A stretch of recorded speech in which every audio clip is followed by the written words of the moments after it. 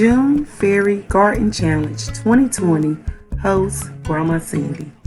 In today's challenge, Grandma Sandy wanted us to create a fairy garden.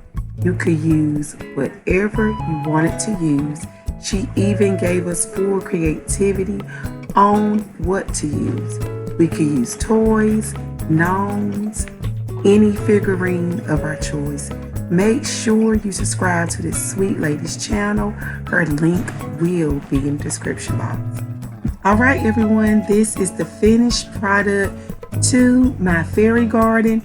It looks so good. I love the ceramic purple and green house in the middle. It's a purple tulip. It looks so cute.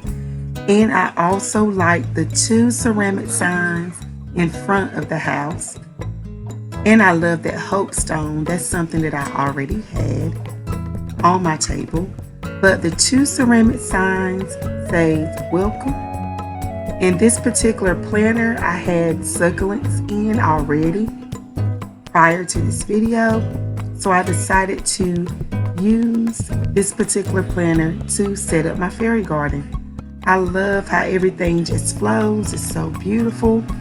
Thank you, Miss Sandy, for allowing all of us to do this challenge. I really enjoyed it. This is my first time ever making a fairy garden.